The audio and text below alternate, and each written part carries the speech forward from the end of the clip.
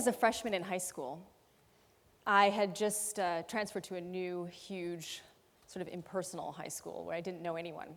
And I suffered trepidations and fear like any new student. I wasn't really sure how or where I was going to fit in. My first week, my freshman English teacher announced that we would be required to give a short introductory speech to the class as part of our public speaking unit. And since I had spoken all of about 10 words that entire first week in school, I thought this was a really great assignment. And I wanted to choose a topic, kind of offbeat, to help my fellow classmates sort of get comfortable with me. So the speech topic was the history of the handshake. And I started off by, well, I'll show you really quick. Hi, I'm Shareena. Nice to meet you. Hi, I'm Shareena. Good to meet you. Hi, I'm Shareena. Great to meet you. So did I get everyone's attention? Yeah. Well, good, because I got their attention as well. And I held their attention for the next few minutes while I discussed why this was such an important form of communication throughout history. By the end of the day, around 8th period geometry, I'd gotten something of a reputation already. I had a lot of students who didn't know me come up to me and ask, "Hey, aren't you that girl that gave that talk about the handshake? Yeah, I heard about you." That's so cool. That's so cool. I mean, it's every new student's dream to hear these words spoken back to them. I'd done something really basic. I'd done something you probably would never read about in the headlines, but it had had an impact. It had started a conversation. Simple physical gestures like the handshake can open the world to you. There is sentiment and purpose with such gestures, with the human touch, which is something as basic as that human handshake. And there's reason to get behind this and pursue the handshake as if it were a campaign, like a presidential campaign. Maybe we could call it Shake My Hand. Maybe we can even start this movement today. The handshake has existed in some form or another for thousands of years. The gesture began as a way of conveying peaceful intentions. By extending empty right hands, strangers could show that they bore no ill will toward one another. And if you think about it, the up and down movement of the handshake itself could dislodge any daggers or knives that might be hidden in your sleeve, which sort of seems like a really important first step to communication. We see the handshake in any number of situations. Politicians, for example, they love to shake hands. We shake hands over business deals. We shake hands when we are receiving accolades and diplomas. They come in variant strengths, strong and firm, sometimes a bit weak and limp, and sometimes sweaty. And while the modern concept of the handshake seems rather casual to most of us, there's something important and symbolic in the act itself that help us to understand how we function in society.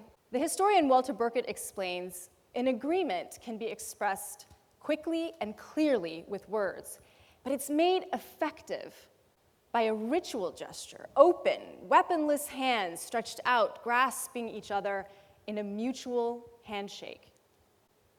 I want to focus on a couple of words that shouldn't be taken for granted in that statement, kind of like the 3 pillars of a really good handshake: effective, open, and mutual. Now, it seems silly to dissect a simple hand movement, but when you think about that deconstruction, you can make the case, you can see the importance of the signals that come from that.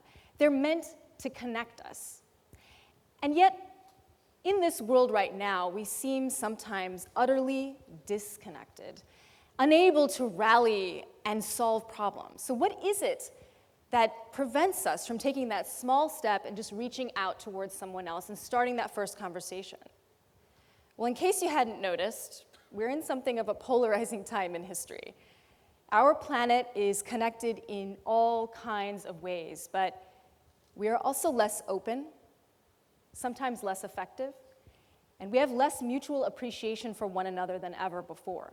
There are several contributing factors to this, and I'm just going to touch on a few that I think apply here.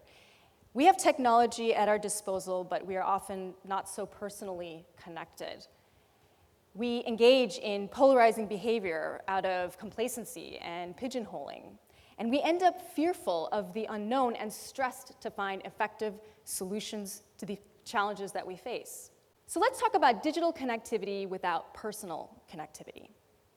We might just be the victims of our own enthusiasm to embrace the nuances of modern communication. No doubt you've observed that many are driven by the desire to be known by many, but understood by a few. Sometimes it sort of feels as though social media has replaced living and bonding with status updates and food photos. We sort of cherry pick the moments we want to share and the vulnerability we allow ourselves. But we believe in the power of these forms of socialization because, well, we are connected across the globe in a way we never thought possible before. But there is something uniquely lost in all of that. There's a lack of intimacy. There's a lack of the very vulnerability required to shake hands or to show any kind of body language that is sincere. How we face challenges and solve them is increasingly influenced by our dependence on automation. Digitization has changed the way that we view products, services, and solutions. But it also sometimes ignores key emotional and physical cues often needed to innovate. So the depth of sincerity is therefore really hard to engage. It's not always clear what the true nature of someone's agenda is when we're only engaging in virtual handshakes. So what's the message here? How effective, open, or mutual can we be when facing challenges if we push digital connection over physical connection? Or worse, when we retreat from vulnerability, none of us are immune to polarization. Everyone here must sense that this age of you're either with us or against us is a deeply troubling state of the world. Polarization means people are unwilling to compromise, speak to each other in tones of affirmation and consideration, or listen intently. So many of us have gotten used to divisiveness in social interactions. And that creates a vacuum in debate and discussion, sort of killing the notion of compromise and negotiation. It's a challenge to create impact when we are constantly distinguishing ourselves from others. I'm Asian American, he's gay, he's a socialist, she's a blue-collar worker. Our obsession with labeling or pigeonholing has created a fractured community, and we effectively create walls. So how effective, open, or mutually beneficial can this be to anyone or any political, social, or economic cause? How do we predict success from within the confines of those walls? I don't mean to give you the impression that I have no appreciation for the complexities of some of our most devastating challenges. But sometimes oversimplification can actually help us to identify the smallest steps we need to take before we take the giant leaps. The message here, when we are conditioned to separate ourselves, we find it hard to identify common ground. But a handshake could change that. The pigeonholing I spoke of, as well as the technology that we allow in our lives, certainly contribute sometimes to the feelings of stress and isolationism. Do you ever feel there isn't enough time in a day to be deliberate with our personal and shared human experiences? Well, without those human experiences, we begin to fear the unknown and slowly close ourselves off, not just to people, but to possibility. Cognitive scientists have always argued that we were never really designed to be solitary creatures, and yet loneliness sometimes feels like a modern-day epidemic. Dr. Cacioppo of the University of Chicago has been studying loneliness for over 2 decades, and he argues that the absence of human connection triggers primal alarm bells, much like what we experience when we have hunger or fear or pain. So, as a human race, we've survived because we have been social, we've been physical with each other in order to face the challenges throughout the thousands of years. So why would this be any different now in the modern time? Exclusion self-inflicted or otherwise, is exactly the opposite of a handshake's intent, and we stand to be weaker for it. So how can the handshake be meaningful in a world of disunion and discord? If we are indeed closed off either because of digitizing our interactions, or sorting ourselves out into certain profiles, or because we're too stressed, afraid, or alone, how do we break that cycle? I mean, it feels really big. It feels as big as, say, famine or nuclear war. It feels as though we're all just a bit out of sync with each other, and it's too easy to hide in the shadow of risk-taking. But remember what I said about simplicity. Let's go back to this image, the handshake. What is your most raw impression of it? It's touch. In her New York Times Modern Love essay, writer Michelle Fiordaliso makes the case for moments of intimacy between strangers. Touch solidifies something, an introduction, a salutation, a feeling.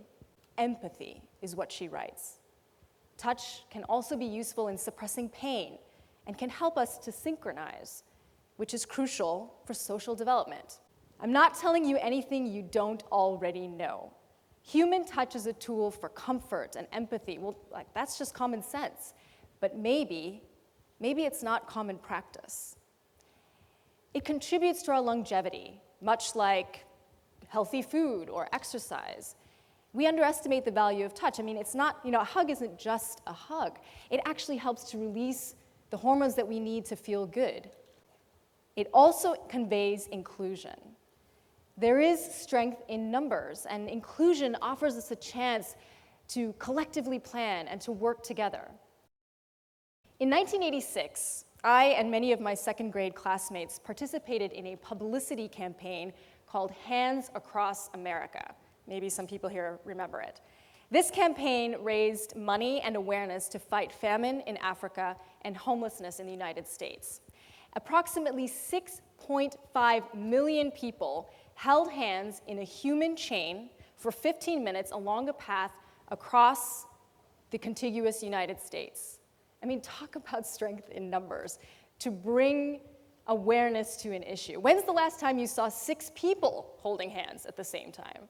Barry White Jr. is a 5th grade English teacher in Charlotte, North Carolina. And every morning and every afternoon, he greets and says goodbye to each of his students with elaborate and personalized handshakes. That's right, every single handshake is a different one. He started with simple handshakes with a few students at recess, and then he said it became contagious. And first it was just his class, then it became students from other classes. I've watched the video of students lining up and down his corridor every morning, ready to do, their cool high fives and slaps, and I mean, it's amazing. And I always end up with a huge smile on my face, and I feel inspired.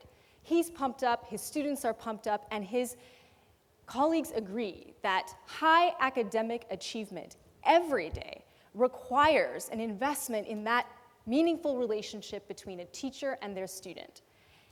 If you see that someone cares about you in that cool and eccentric way, you will be more engaged.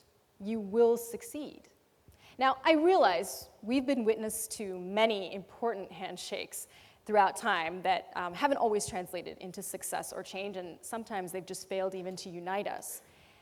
There is no guarantee that your next handshake leads to the impact that you desire. But at the very least, you've created a connection. Maybe you've exchanged ideas and dialogue. And that's a risk worth taking because meaningful physical connections with people allow us to socialize face to face. It allows us to invest in common denominators and to foster inclusion. If you feel passionate about a cause, if you want to rid the oceans of plastic waste or provide better educational opportunities for the economically challenged, believe me, your ideas will fly faster and further if you just take that first step to reach out your hand and connect with someone else. After that first week in high school, I felt less afraid, I felt included, and I began to make relationships. Maybe repeat this mantra to yourself when you're facing a new challenge. A handshake can lead to a conversation. Conversations lead to relationships. Relationships lead to collaboration. And collaboration can lead to change. I know the handshake seems almost too basic to corral around and build a movement, but no one builds a house starting with the roof. I just believe that a handshake can only be a positive push in the direction of impact. We're about to break now, so this might actually be the exact opportunity to start such a unique campaign. I want you to turn to someone that you don't know during that break and shake their hand or fist bump them, maybe wipe the sweat off your hand first, or dislodge any of the 9th century BC daggers that you have in your sleeve. But today, I want you to think about why that handshake could be so much more than just a greeting, even if you've done it 100 times before. So let's get to shaking, and let's get to work. Thank you.